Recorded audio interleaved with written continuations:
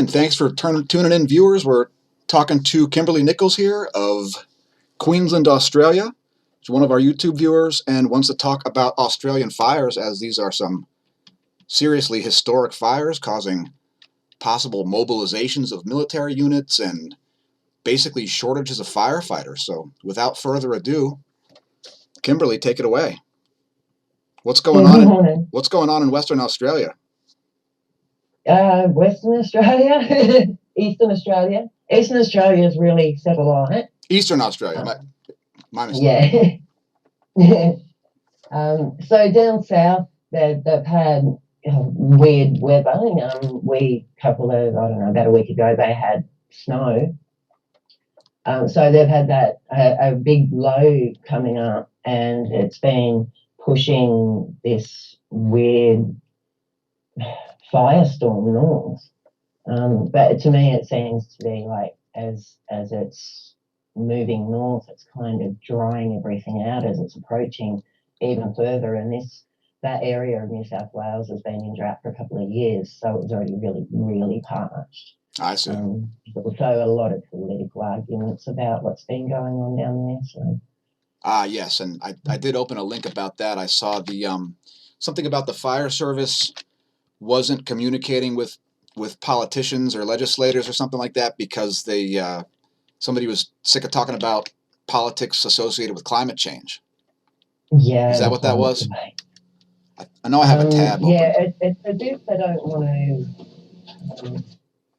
to go there, or there's so much red tape in place. So the people from New South Wales are saying that there hasn't been enough burn-offs. Fireys point out that a lot of the fireys that have been available are retiring. They're an older fire force, and young people haven't joined. So we've actually got a lot less staff on the ground than we could have. Which is a big problem. So it's not just the politics. Like politics isn't going to help, and not burning off would be stupid. But it's not always the case. Like up here, they actually do very good burn-offs quite often, and I feel quite safe even if a big fire comes up to this area. Is most of the area around my housing has been burnt off already, so it's not going to cause a large problem. And how populated are those areas, Kimberly? Like around where you are, are those heavily populated, or are they more rural? No, I live in a tiny outback town, so we've got maybe about 1,000 people in town, and say maybe 5,000 in the area. Okay. And then there's a city about an hour away with maybe, I don't know, the population would be about 10,000. Okay. Yeah. Like a small city. But like I said, up here they seem to be managing it quite well, like normal. We have burn-offs quite regularly, and we've had a few fire outbreaks, but nowhere near as bad as what's happening down south. That said, we haven't had the winds and the extreme, high and low pressure system moving up closer to us. So. Yeah. So really what, the main thing you're looking at here is the wind forecast. That's kind of what's gonna, at least that's the way it works in California, right? The wind tells where the fire's going to travel. So if the wind goes one way, fire's going that way. Wind dies down, fire dies down. Right. But the heaviest populated places in Australia would be where the fires are now. So all of the New South Wales, from Melbourne in Victoria up to Brisbane in southern Queensland, is the most heavily populated parts of Australia. So they have reason to worry. Also, our cities are growing so quickly. The town planning's not including bush management and things like that. And this seems to largely be the same problem that was going on in California. I mean, politics really is an issue, because when legislators say you're not allowed to cut down brush around the infrastructure, the companies just throw up their hands and they go, well, what are we supposed to do? We're not legally allowed to cut it down. And then we are legally responsible for the fire starting because our infrastructure started it because we're profiting from the sale of the electricity and so on. It turns into a bit of a conundrum there. I mean, you gotta. Yeah, and this one they just keep bringing up the coal mines and not The coal mines. Politics approving Adani's coal mines. Huh. So one of the videos I watched yesterday, I don't think I shared it with you, but it was a bloke saying, look, if we had this uranium mine happening with an open cut pit, we wouldn't have this huge fire cutting through. But like everybody's got a different angle on it. So they're saying that the fires are caused because of coal mines. Like, you mean the geographic feature of the coal mine is altering the wind pattern, or what's the theory? What's the physics behind that? No, I think I don't even I don't really know. Honestly, I can't comment too much about that, but it's more the politics of it is like they're concentrated on getting Adani's mining happening, and instead of spending time and money on land management. They're spending it on wind turbines or something? Yeah. We have a new wind farm here up north, which is horrible, disgusting. But yeah, they're I really can't say. You know, I'm not a politician, and I'm just saying what I've been seeing people complaining about that the politicians in their area have stopped burn-offs. Somebody mentioned like that 350 koalas would be dead now because they didn't manage the area because there were koalas in the area.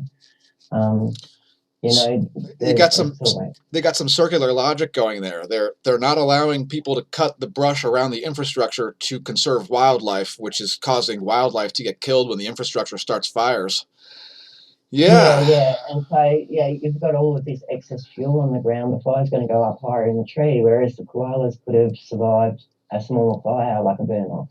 Right. It's literally the exact same scenario as in California. Yeah. There's been a lot of comparisons with California, and I've learned that we share between California and Australia. We share the water choppers and the planes, I think, that drop the water and the retardant on the fires. And there's been some sort of issue because California's season is going for longer and Australia's season's starting earlier. So the crossover isn't going to make it easy to share those assets. Interesting. For fighting the fires. Yeah. So how many volunteers are needed? I mean, do you know how many are required? I personally, I just think everybody in the community should be trained and aware. Makes sense. They could never have enough people, especially look at this fire season. I'm thinking about 10 years' time, it's going to be worse. So if solar minimum's worse next year, more severe, next season. It better not be. Next cycle. Oh, next cycle, yeah. Yeah, the next cycle. It better not be more minimum next year. I think in 2030, you guys are going to be really, really cold, and we're going to be burning. Yeah, you know what? I started studying geology when I was about, I don't know, 5th grade, 6th grade, something like that. And I live at a very odd place because where I'm located, from here you'd be able to see a mile-high glacier just by looking 20 miles to the north. I'm right just south of the borderline between where there was a mile-high glacier, which has created a whole series of odd boulder fields and other moraine features and all kinds of stuff right where that glacier ended, which we call it the Blue Mountain here. It's part of the Appalachian Mountains. And really nobody knows why the glacier just kind of stopped there. And so, I've been super interested in things like the catastrophe cycle since about 6th grade because, when I started looking at those stria in the rocks, and it's like, well, how come there's a black mat every 12,500 years or so? Isn't that kind of spooky? And geologists are just like, let's don't talk about that. Yeah. I mean, Einstein became completely enthralled by this. Was. Yeah, however long ago it might have been, exactly.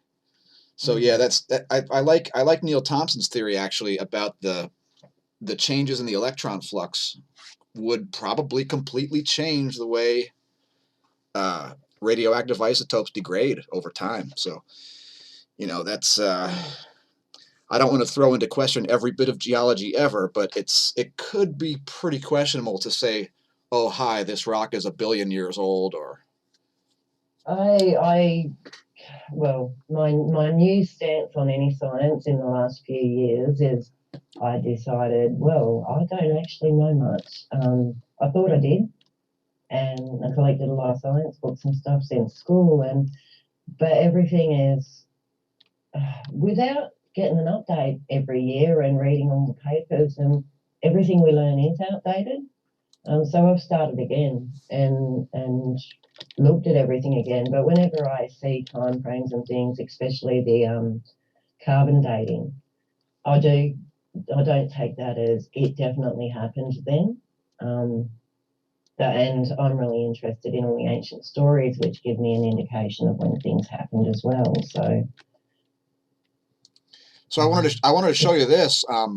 It looks like this sunspot could be reforming here. It's there's a big dimple. It's not it's not an umbra yet, but you can see right there by my pointer. It's kind of a dark yeah, orange color. That just yeah, formed a few hours ago. So yeah, I was scoping that out. It looks like there could be another one rising too, but this is very interesting here in the 94 angstroms view. Look at all of these like plasma sprites. There are a whole ton of yeah. them, and there's a really huge one right here.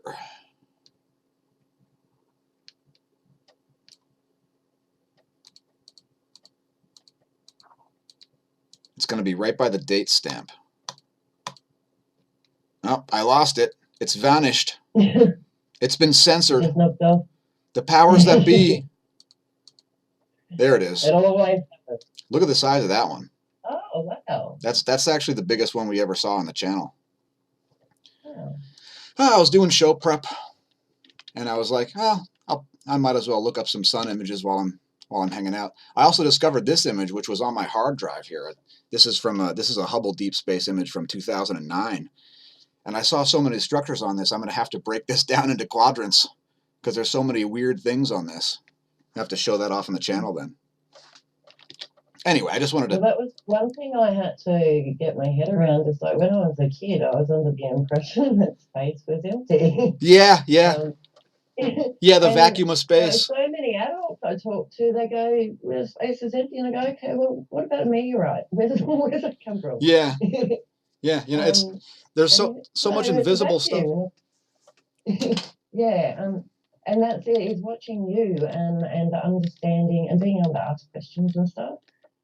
Gives you so much more of an idea that like we're being showered with particles all the time, but obviously more so when the magnetosphere is weaker.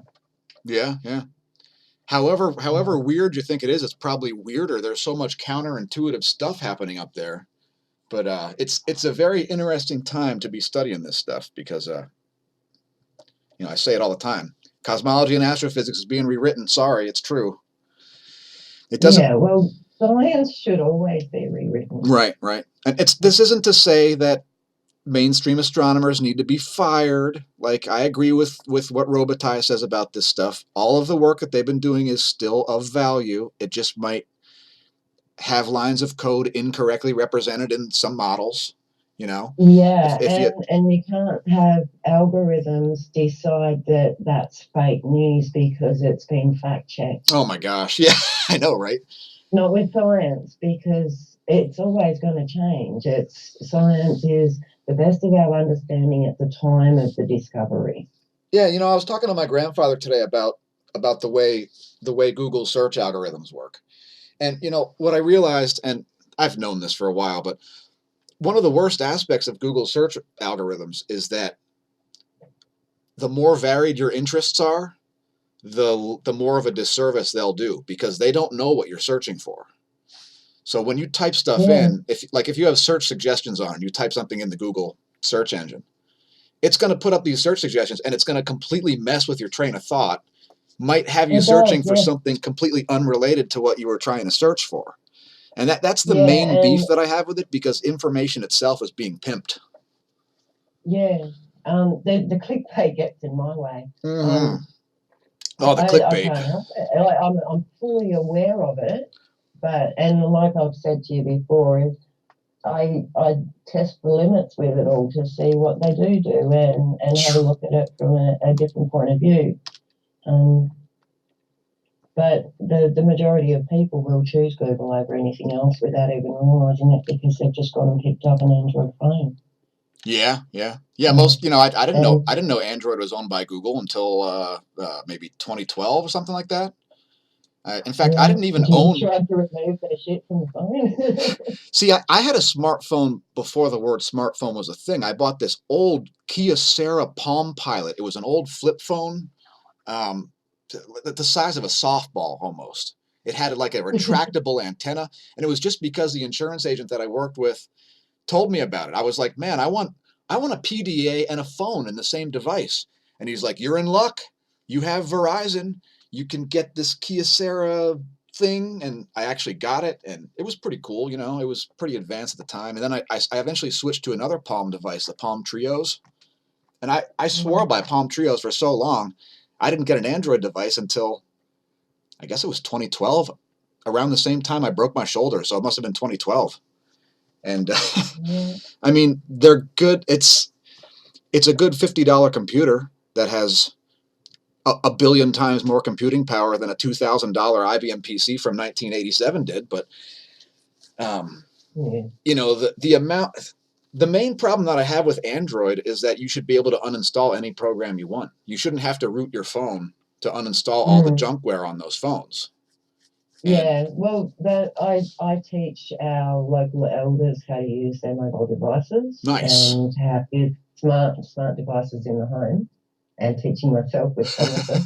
Um, so, yeah, but a lot of troubles they have as soon as they come in is they've bought a cheap phone. We're not in a rich area, mm-hmm. so and we've got a lot of retired people, so they just go and pick up a cheap phone and turn up and I can't even get apps to control their smart TV on their phone, like because it's chock a block full of Google stuff, and they say I don't want any of this. It really, really frustrates them that all of these programs are there.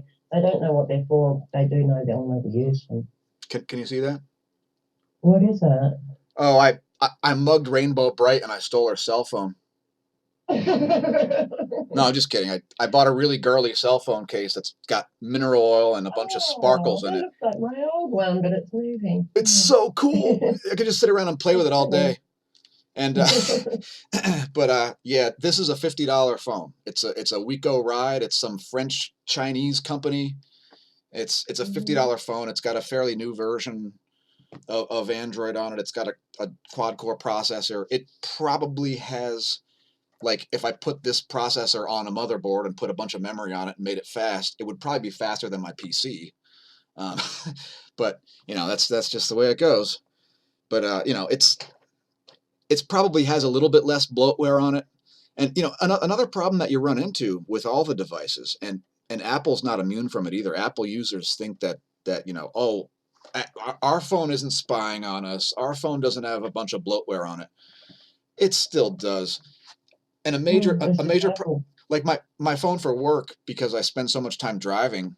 My employer issues us phones. You know, got to have a backup, right? And it's a Samsung device. And Samsung devices, the hardware is good, but the software is offensively terrible. And because it's a corporate phone, I can't put a different keyboard on it. It's very unproductive, and the spell check features are ridiculous. It types complete nonsense words all the time. Yeah, I want to get yeah, one of those flexible keyboards that you can roll up. It's like a silicone keyboard, you can like roll it yeah. I up, put had it in one your of those. pocket. It was good too. I should totally get one of those, because the keyboard on these devices is what really drives me nuts. I mean, I'm sure I have a couple smashed screens as a result of trying to simply type one word and trying 15 times to do it. Yeah. It's it's If your interesting. phone always crashes and then your screen smashed into Google. Yeah, yeah. Note to self: don't throw a smartphone and have it bounce off of a wrought iron handrail. It will not end well for the integrity of the screen. No, but it's good for your mental health. So is there anything you want to plug the Southern Observers? I have it up on the screen for you. Anything else you Yeah. want to say about the fires? Well, with the fires, I just want people to be aware that we do need volunteers. The workforce is thin. The more people that can do things, they don't have to fight a fire. They need a lot of people for management, for communications, and lots of different. There you go, the different roles there on the screen.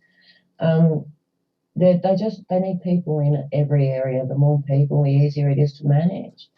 And I think that is one of the biggest factors we have to deal with, and we need to try and train up for the next solar minimum. Yeah, it's a good opportunity as the sun increases for another 5 years. Let's hope the next solar. I mean, this solar minimum at the current point, as long as solar activity pops back up, as we would expect it It'll to a settle bit, down. this solar minimum is not as minimal as the last one. The thermosphere is not as Yeah. cold. The cosmic ray flux isn't as high. These are good things. I mean, at least even if the next one is a worse, deeper solar minimum than this current one, you still probably have 5 to 7 years before that happens.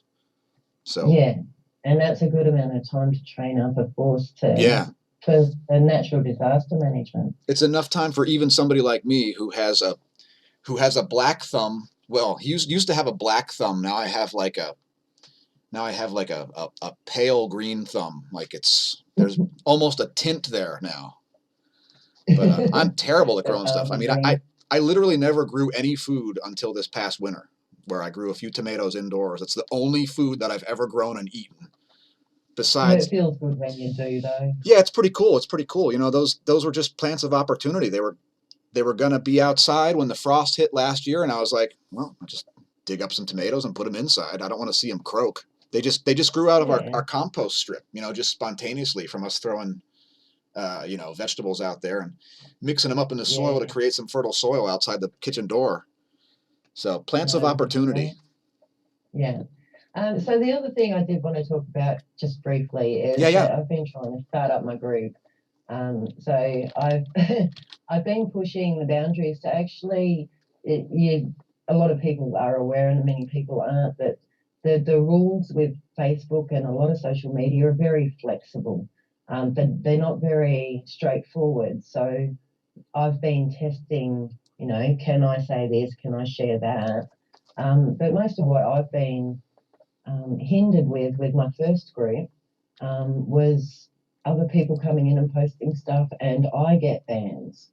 So, like, somebody came in and reported an artist's rendition of Death or something, and there was nothing wrong with the picture, and the person wasn't even a part of the group or a friend, but they got me a 7-day ban, I think. Oh, geez. Um, and yeah, I've shared things like things to be aware about Assange and Saber Sanger stuff, Oh, I see. and that's given me bans. Oh, geez. So I ended up starting the second group, the Unsettled Science group, which you've got there on the screen. But it's a closed group. I've had to keep it closed to keep people I see. from reporting it. But then, of course, you haven't got a big audience, have you? But my whole plan was never ever to be on a Facebook group. I wanted Right. to do a YouTube channel, and I will. I'll get Cool. there. Well, we'll be keeping an eye out for So that, and I'm sure you'll let us know yeah, when that happens. We'll get you back on well, again I and will. try to get That'll you be some next. subs, stuff like that. Yeah. All right, so let's get out of here. Um, Thanks again. Anything else before we close out? no, that's it. All right, Thanks for having me. thanks for appearing, and maybe we'll view the premiere with you. It should be up in about an hour. Yeah. All righty then. All right, I'll get my cheers. kid up, get him off to school. I'll Okay. See ya. see you soon.